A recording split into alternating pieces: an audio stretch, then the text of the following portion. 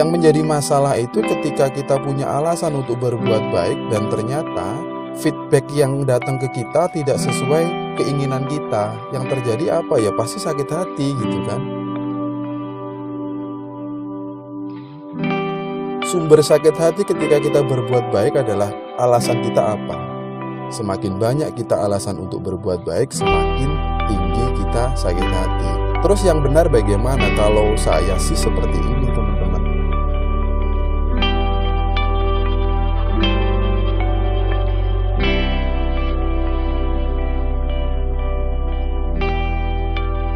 Halo semuanya, ketemu lagi dengan saya Wasis OKB, Otak Kata Bicara di podcast saya hari ini. Bagi teman-teman yang sekarang masih mendengar, semoga saja kondisinya baik-baik saja. Kalau ada sesuatu pekerjaan yang harus cepat diselesaikan, ya cepat aja diselesaikan. Jangan pernah menunda pekerjaan, karena kalau kita semakin menunda, pekerjaan itu nanti akan terasa berat. Untuk teman-teman yang sekarang lagi progres untuk mencapai keinginannya, tetap setia saja, yakin saja apa yang menjadi tujuan teman-teman ini pasti tercapai, asal progresnya kita lalui dengan benar. Podcast saya kemarin, saya ngomong bagaimana menjadi pribadi yang baik untuk diri sendiri. Kenapa saya membahas itu? Kadang orang lupa, terlalu sibuk dengan respon orang lain dan lain sebagainya. Dan kita lupa untuk membenahi diri kita sendiri. Dengan menjadi pribadi yang baik untuk diri sendiri, kita fokusnya kepada diri sendiri dulu. Bagaimana integritas kita ini menjadi lebih baik. Otomatis kok kalau kita ini menjadi pribadi yang baik, orang lain pasti akan menerima dengan penuh sukacita. Jadi tidak ada unsur paksaan kita menunjukkan bahwa kita ini orang baik dan lain sebagainya. Percuma kita menunjukkan diri kita ini orang baik, kalau dasarnya kita dibenci orang, ya pasti orang itu akan benci gitu loh. Tapi kenapa ya kita selalu pusing dengan orang yang membenci kita? Kalau kita hitung-hitung, orang yang membenci dan orang yang senang sama kita pasti akan lebih banyak orang yang senang sama kita. Jadi fokus saja sama diri sendiri, fokus saja terhadap apa yang menjadi perubahan kita. Dan hari ini saya mau sharing bagaimana menjadi pribadi yang baik untuk orang lain. Ketika saya ngomong seperti ini, sebenarnya teman-teman pendengar sudah tahu bagaimana menjadi pribadi yang baik untuk orang lain. Kata kuncinya adalah bagaimana menjadi pribadi yang baik untuk orang lain itu hanya satu, selalu berbuat baik. Walaupun perbuatan baik kita itu tidak diterima, jangan pernah lelah dengan selalu berbuat baik. Kita lagi tidak punya atau kita punya, selalu saja berbuat baik. Perbuatan baik kita itu dicemooh orang lain, tetap saja kita selalu berbuat baik. Yang selalu menjadi pikiran saya itu adalah ketika kita berbuat baik, kita selalu punya tendensi.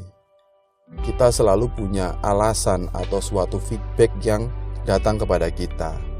Ketika orang berbuat baik atau membantu orang lain, tidak ada suatu sifat ketulusan. Semuanya atas dasar alasan. Bermacam-macam ya alasannya untuk berbuat baik.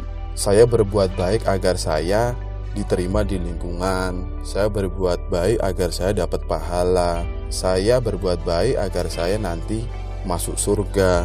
Saya berbuat baik agar nama saya terkenal.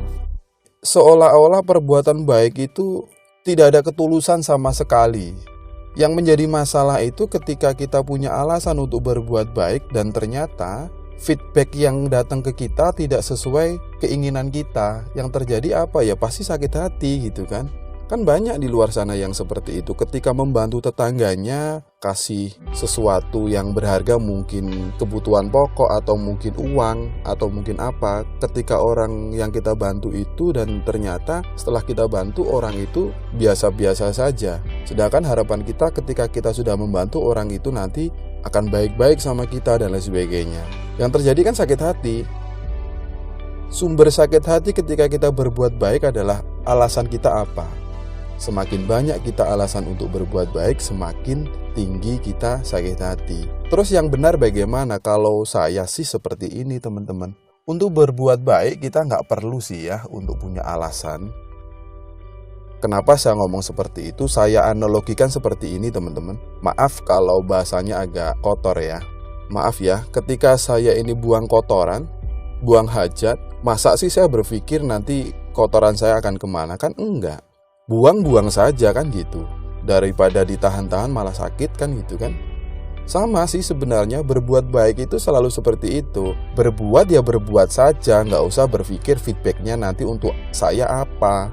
Nggak usah dipikir kok, alam semesta pasti akan kerja dengan sendirinya. Tidak ada ceritanya kita berbuat baik nanti pasti akan dapat jelek, nggak ada ceritanya. Kalau kita berbuat baik dan jeleknya datang, berarti kita berbuat baiknya masih menggunakan alasan. Sekali lagi, berbuat baik saja, tidak perlu mencari alasannya. Sekian dari saya, terima kasih.